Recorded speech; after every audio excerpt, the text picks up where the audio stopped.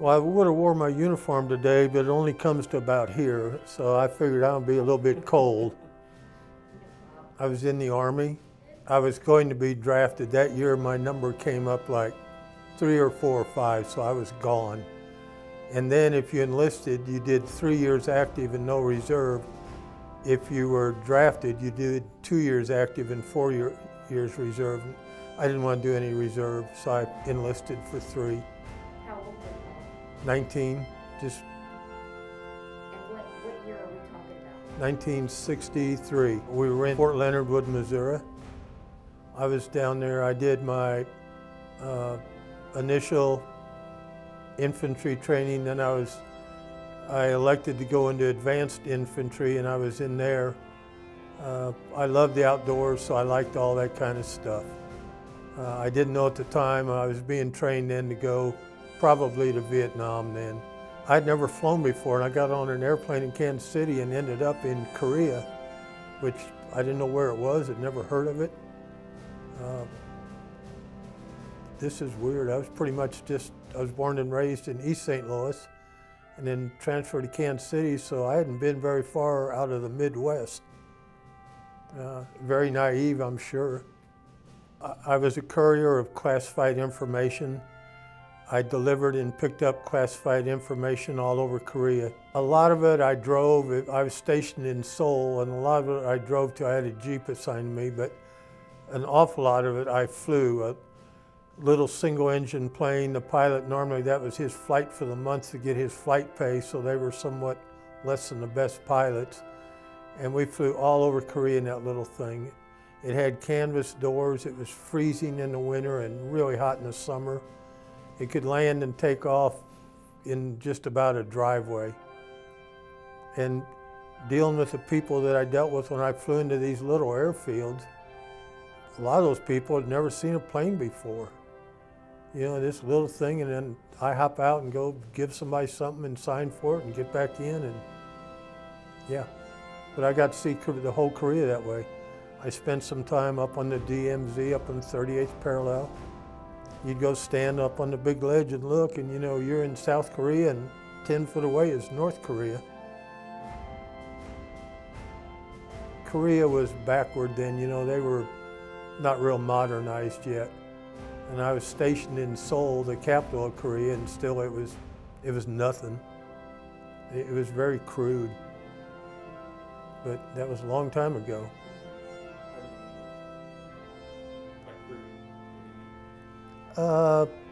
What they ate, the way they ate, their lifestyle. I mean, downtown Korea, there were no bathrooms.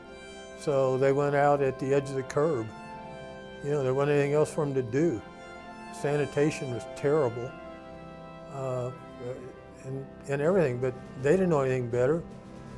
They were born and raised that way. No, I was too young. I didn't really think about it. A couple times a year, the students would riot and we'd be locked on the compound. And you know, I couldn't understand, we're not doing anything, why are they mad at us? We're not doing anything to them. We're there actually helping them, keeping the North Koreans away. But, you know, stuff just happened. He wasn't a deep thinker. Sort of adjusted to the moment, yeah. It's funny, when I landed in San Francisco in '65, the people that were starting to protest Vietnam were there, and they'd come running up to you screaming baby killer and everything else. I had no idea what they were talking about. You know, we heard about Vietnam and Korea. We didn't know anything, but again, it wasn't publicized.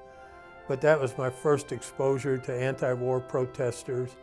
And I was still young enough, I didn't get it. You know, I thought the Army, it's something you do. I came home in, early '65, mid '65. Was home on leave. I was to go to Fort Ritchie, Maryland, a big top secret underground place for storage stuff. And I got a change in order sending me to Fort Leavenworth. And when I checked in up there, they said, "Oh, you're not an MP." And I said, "No, I'm not." So I became an MP on the spot, and then was stationed as a guard in the disciplinary barracks. I spent the rest of my service there. Turned 21 as I was a guard in the prison up there. Did some MP work, but mostly it was just guard duty. But looking back, I enjoyed my service time. It was quite an experience at my age to do everything I did and go everywhere I went and see everything I saw. I really did, yeah. Looking back on it, I thought, golly, that was me. But I'm proud to do it. My daughters are proud of me. I'd do it again. I just didn't understand the war protesters way back then. I don't know, it's just something you did. Again, I said like my dad did it, my grandpa did it. I didn't think about it. You served your country. Later on, after I got out and looked back on it, I'm proud I did. I'd do it again.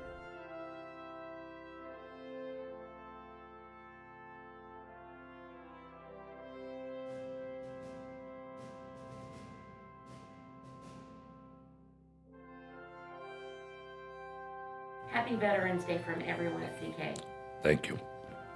We want to thank you for your service and ask you a little bit about your time in the service. What branch of the military were you in? The Army. Why did you decide the Army? Well, actually, my father had prompted me since about 17, but I didn't seriously consider it till I was 22. So why did he want you to go in the military at 17, Ed? My father thought I needed a little direction and discipline. So what year was that? 1982. So how many years total did you serve in the service? Two. Was it peacetime when you were in the service? Yes, and I think that's largely because I was in the service. Probably a lot of people would agree. All right, you went to basic training right after you joined up. Where was your basic training at? Fort Dix, New Jersey. And what did you train for to have your job while you were in the Army? Well, in basic training, they just teach everybody the same thing, right? Physical, how to march, camping, those type things. Your actual schooling is after you graduate basic training. Okay, so basic training, you learned how to be a soldier. Right. And then after basic training, you went to school. Yes. While you were in basic training, how was that? It was quite an adjustment. I actually enjoyed it. I was a little bit bigger and a little bit older than the other kids there, and most of them looked up to me and had a pretty good time. So were you always respectful and always followed all the rules? Yes, I did not want to embarrass my family or myself by getting in trouble. Were there any times that you did get in trouble in basic training? Well, I made a couple mistakes, but not necessarily trouble. Okay. Can you elaborate on those mistakes? Well, on one occasion, I was given the assignment to guard a tent that had water coolers and styrofoam cups. They were going to have a run the next morning, and so all of us had to learn how to pull guard duty, and so they gave me a billy club and said, guard this tent overnight. Being a right-handed person, I put the billy club in my right hand. I guard the tent all night. The next morning, I'm standing in this field with my billy club in my right hand. Here comes a lady lieutenant. And being an enlisted man, you have to salute all officers, and being my first officer, I was a little nervous. And I'm thinking, okay, when do I salute? And then all of a sudden she gets close enough, so I go like this. She walks up to me and says, "Soldier, do you know what you just did?" And I said, "No, ma'am." She goes, "You just saluted me with your left hand. I'm going to have you pushing up Fort Dix." What does that mean, Ed? That means she dropped me and made me do push-ups until she thought I'd done enough. Go! What's your sole purpose in this army? To do whatever you tell me, drill sergeant. God damn it, Gump! You're a goddamn genius. That's the most outstanding answer I've ever heard. You must have a goddamn IQ of 160. The other incident was, refresh my memory. I know I just You talked. were in the barracks trying to be a good soldier. Oh, yeah, yes. It was a weekend. And of course, all of us had to stay in the barracks, right? One big room, 30 beds, everybody out in the open. And I was a cigarette smoker, and so was a couple of my buddies. Well, at least one other buddy on this occasion. And so we're in our barracks, and we're going, blowing it out the window, trying to be slick, and everything's going just fine. Then on the third puff, I look down there, and there's the drill sergeant looking right up at me. I said a couple choice words. We threw our cigarettes, hit our cigarettes, and just hung out for about, 15 seconds till the drill sergeant came into the room and said, "Attention." So everybody snapped to attention. And of course, the drill sergeant was a little shorter than I was, so he looked up at me and said, "Schneider, were you smoking?" I didn't answer. "Schneider, were you smoking?" Didn't answer. Next thing he said was, "Schneider, get your gas mask and meet me in my office." So I did, and I had the privilege of doing PT, physical training, in a gas mask in front of my drill sergeant for about 30 minutes. I do enjoy that story, only because it's hilarious. But I know that during your training, you did well, and you earned the respect of many people. Tell us a little bit about that. Yeah, actually, because when I went in, I was determined that I was there for a purpose, and I was going to be a good soldier. And maybe being a little older and maybe being a little more focused, I actually was the soldier of the cycle, the soldier of our company, one of the outstanding soldiers out of 200 people. I also had the highest PT score of anybody in the company, and I was also expert on the rifle. And that was kind of neat because at the end of basic training, they pulled us all into an auditorium, and everybody that won something got called up on stage. And I got to go up there 3 times, and each time I got to pass the female lieutenant that had dropped me for my 75 to 100 push-ups. After basic training, I went to Fort Lee, Virginia, to the quartermaster school. There I learned how to keep records, order supplies, and do the quartermaster. My end job was in Erlangen, Germany, in a motor pool with a tank company.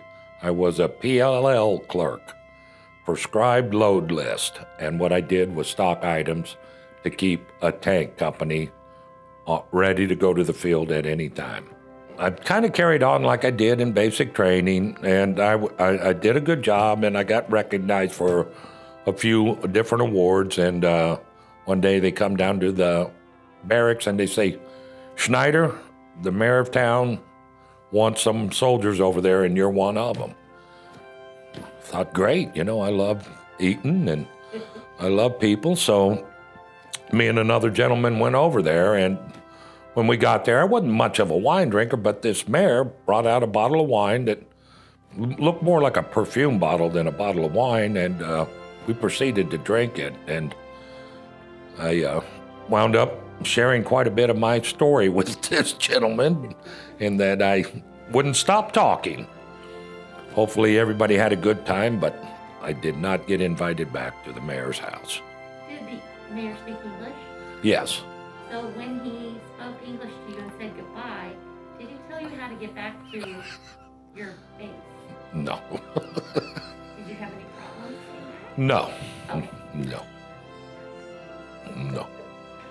All right, Ed.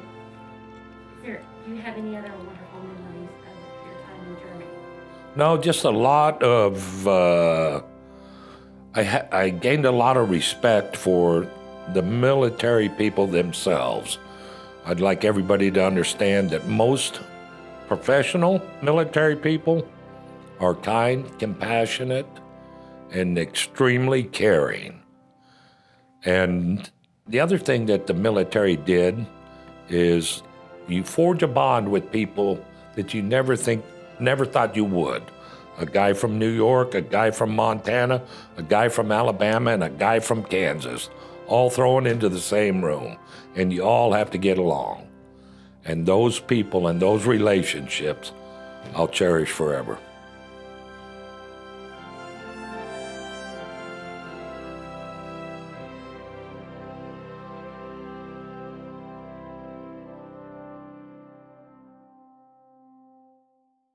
How old were you when you joined the service? Like 25, And what branch of the military did you join? U.S. Army. And you joined, you didn't get drafted. Right. The 208th Engineers. We built bridges. Well, when I wasn't running a bulldozer, they had me driving dump trucks. I had several adventures in dump trucks. They were building a road across a swamp in Fort Benning. And we had to go pick up loads of dirt and haul them for miles to a place out in the middle of the jungle in Fort Benning, and back a half a mile up a road, and they'd say, dump it here, and they were building this road, and it kept going on, and we'd race back to pick up another load of dirt. We did that all day. And it started raining. And we're driving down these Georgia slick roads to get there. And of course, it was fun racing these trucks.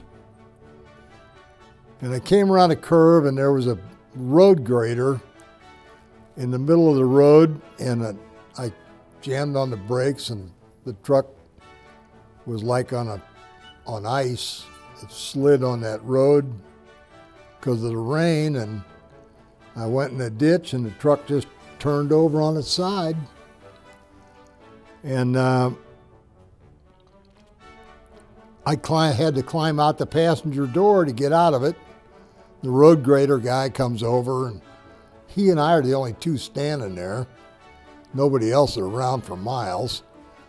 And here comes a Jeep with an officer in it, and I said, oh God, I'm going to get court-martialed over this, but turned out to be the officer of the road grader company. And he said, what happened? And we told him, and he said, no big deal. He said, we'll put a chain over that truck, and we'll just pull you out with the road grader. So the road grader pulled me up on my wheels, and I drove off. And I went down and I did my turnaround at the drop-off point, and they backed me up, and it's a long backup deal. And so he said, dump it here. And okay, and there wasn't a wheelbarrow load of dirt left in that truck. And the guy says, what happened to your load? I said, I don't know, I thought that they filled me up and they flagged me on, and I just drove away. I didn't tell him it was sitting on the road a couple miles away. So as I drove by, I just smiled at it and kept on going. Oh, they never did figure out what I did. They never will. No, never.